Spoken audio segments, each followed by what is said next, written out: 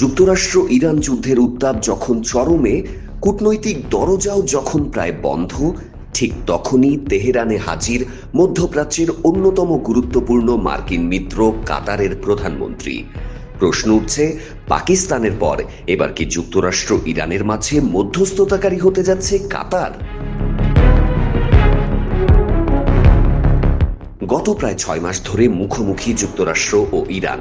একদিকে সামরিক অভিযান, অন্যদিকে পাল্টা হামলা।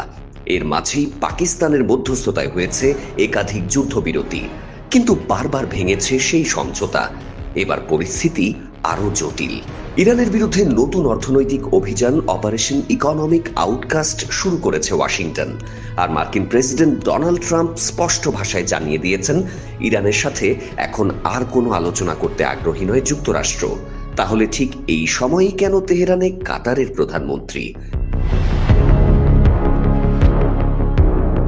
বৃহস্পতিবার ইরান সফরে গিয়ে দেশটির শীর্ষ আলোচক মোহাম্মদ বাঘের গালিবাফের সাথে বৈঠক করেন কাতারের প্রধানমন্ত্রী শেখ মোহাম্মদ বিন আব্দুর রহমান আল থানি। বৈঠকে ইরানকে আবারও কূটনৈতিক আলোচনায় ফেরার আহ্বান জানিয়েছেন তিনি, কিন্তু তেহরানের জবাবও ছিল বেশ স্পষ্ট। ইরানের দাবি, যুক্তরাষ্ট্রকে প্রথমে মধ্যপ্রাচ্যের প্রতিবেশী দেশগুলোর ভূখণ্ড ব্যবহার করে ইরানের ওপর হামলা সম্পূর্ণ বন্ধের সিদ্ধান্ত নিতে হবে। দেশের বর্তমান ব্যাংকিং পরিস্থিতি নিয়ে দুশ্চিন্তায় আছেন? প্রতিটি বিনিয়োগ এখানে পরিকল্পিত, বাস্তব এবং নিরাপদ। কল করুন বা হোয়াটসঅ্যাপ করুন স্ক্রিনে দেয়া নম্বরে। তাহলে আবার আলোচনায় ফিরতে পারে তেহরান। কিন্তু এখানেই শেষ নয়। বৈঠকে উঠে এসেছে আরো বিস্ফোরক একটি ইস্যু, হরমুজ প্রণালী। ইরানের পক্ষ থেকে জানানো হয়েছে, খুব শিগগিরই হরমুজ প্রণালী খুলে দেওয়ার বিষয়ে চূড়ান্ত সিদ্ধান্ত নেওয়া হবে।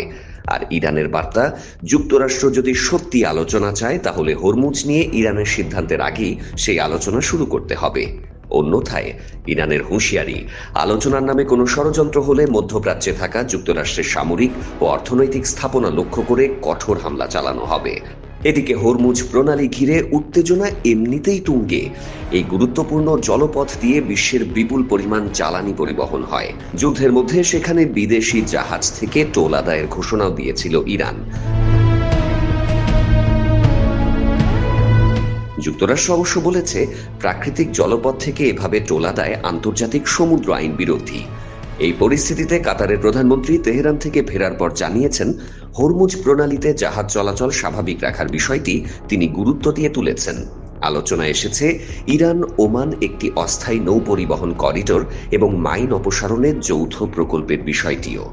কিন্তু ওয়াশিংটনের অবস্থান এখনো অনড়।